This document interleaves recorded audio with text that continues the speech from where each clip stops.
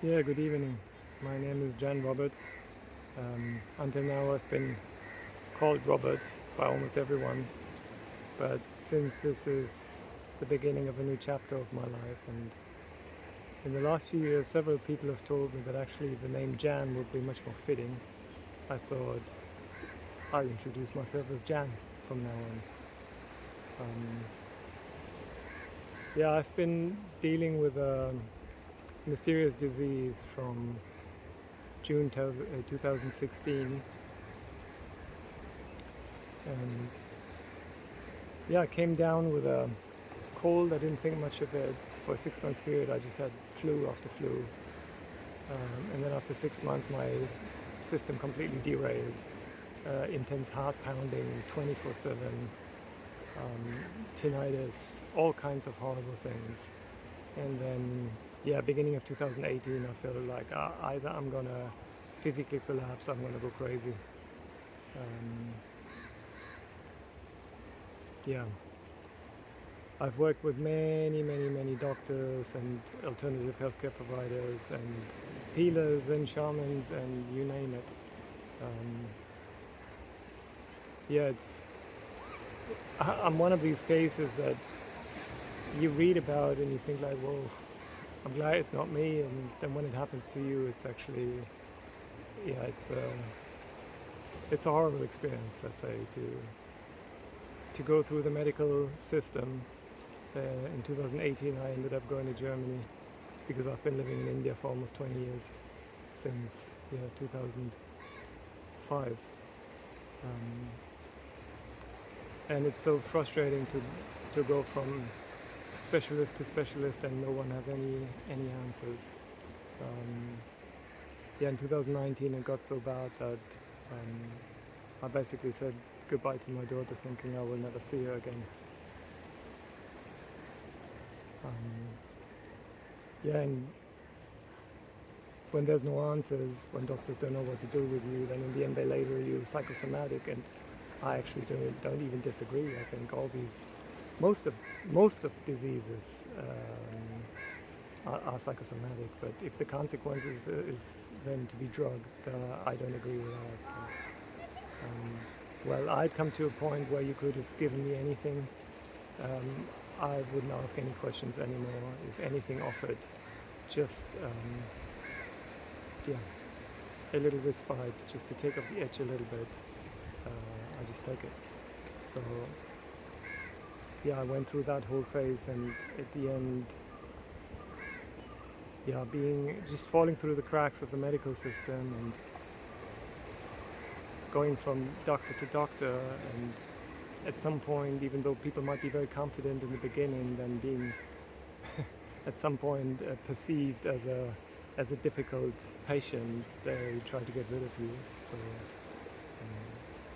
yeah, in the end, yeah, in basically in utter desperation,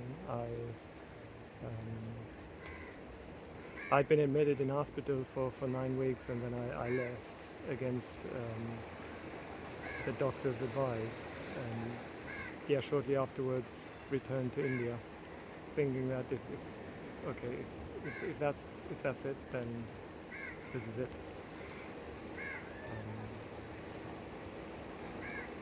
Yeah, and then also to make a journey like that in that state is kind of crazy. Yeah. So why I'm making this video today is not to go into detail of my story. I actually this morning looked at a video that I'd made in Jan, because in the last few years I've noticed I've been beaten down so many times, and it's so difficult to find the energy to pick myself up again whenever I really get beaten down. And so I started first only audio recording myself, and then some time ago I started videotaping myself, basically creating a kind of accountability, something I could commit to. And this morning I watched the first video of that journey that I started in Jan, and I thought, "Oof, I can't share anything like that publicly. It's just too much of a outpouring of the soul. It's just too heavy." So nonetheless, I do see that if I don't make it public, then sooner or later I get beaten down, and then I just fall off the train again. And so I thought, desperate times need desperate measures, so here I am recording. Really makes me smile, because for me to stand in front of a camera with the intention to share this on YouTube is actually makes me laugh in a way.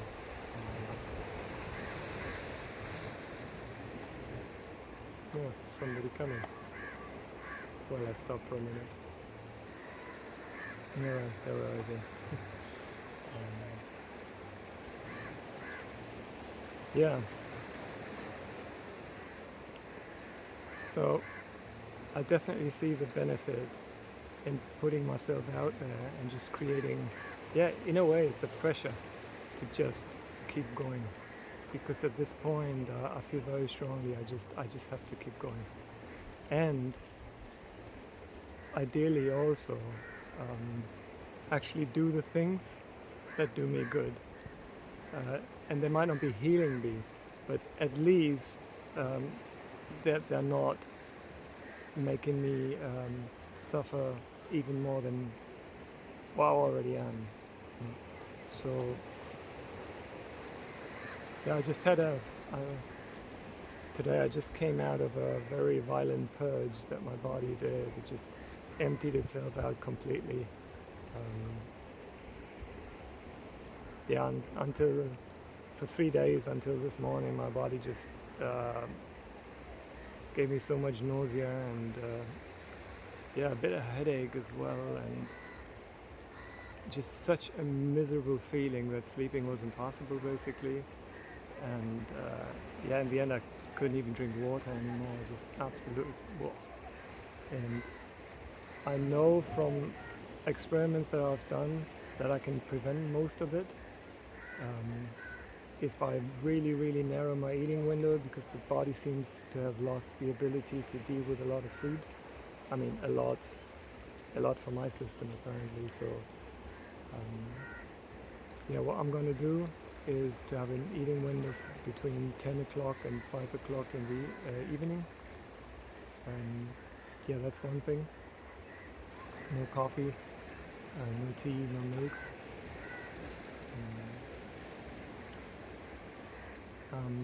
I'm starting. I'd already gone up to almost an hour of meditation in the morning and evening, but now my body got so weak again that I can hardly sit for half an hour. So I'm restarting. Already restarted this morning with half an hour, and I'm going to do half an hour in the morning and half an hour in the evening. One thing I recently found when I did this last journey in Jan is something Neil Donald Walsh called stopping meditation, and I heard about it and I thought that's really great, to just set a little timer and every hour to just pause for 10 seconds and just breathe. Just don't do anything, just be.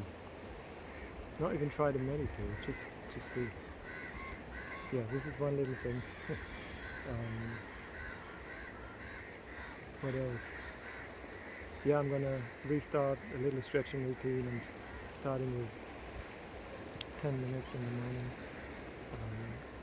and a little bit of qigong flowing movements of another 10 to 15 minutes. These are the things that I'm starting off with. I'm so happy that today I'm managed to eat a piece of papaya in the morning, actually keep it in.